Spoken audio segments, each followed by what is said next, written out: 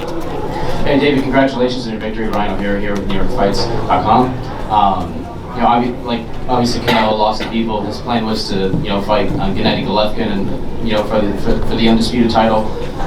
Do you feel like that you deserve that fight more than Gennady Golovkin at this point? I mean, I feel like I was the #1 contender already when I had won the title eliminator. Now I won the interim title. So basically it's 2 fights. I was the #1 contender. I was supposed to be the one who fights Canelo, so I definitely do feel like I deserve it. I put the work in. I beat the challenges and the obstacles that they said that I had to do to get to the world champion, and I still haven't received the fight. So I definitely do think I deserve that fight. Are you willing to go as far as speak to Maurice Silwan to try to try to promote yourself and push that fight? I mean, we've spoken to him already, but if we have to speak to him again, we definitely, I'll let Samson Lukowicz take care of that. He's a Picasso in boxing, as we say, so we'll let him take care of that. Hey, let me put it this way for everybody. To be 100%, what I'm saying is precise the truth. And I want everybody to put that on black and white. We have 3 options for November. One is planned, the second one is Morel, and the third one is Charlo. It's no other way. Canelo doesn't happen. So don't continue fantasize, all of you, on Canelo. It will not take a step ahead to fight the real champion, the champion of the people. So let's not talk anymore about Canelo. Doesn't exist. And he looks so bad that I don't believe he come back. Maybe we'll take a 40-year-old man. But beside that, he will not do nothing else. So please, don't talk anymore about Canelo. It doesn't happen, and it will never happen, most likely. So these 3 guys that they deserve to fight.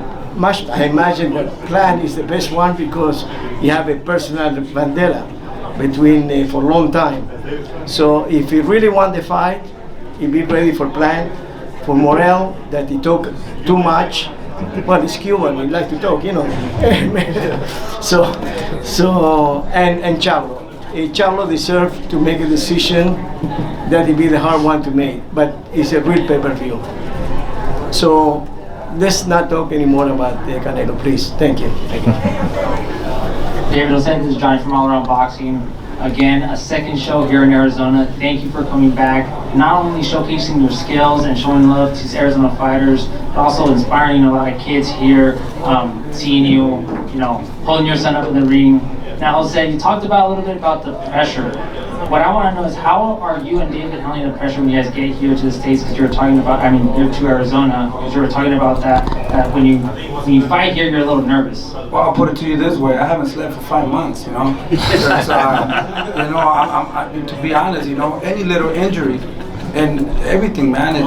But this is what I love, and I will do it again.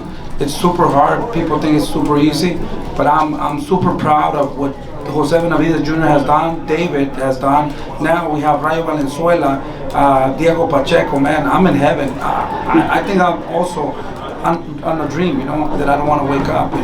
I got a beautiful family. I got my kids, and I just want to go back Monday. I'm start training again, and hopefully we can give you guys good fights. But it's super hard. A lot of sacrifice, a lot of tears. He can tell you, we cried together.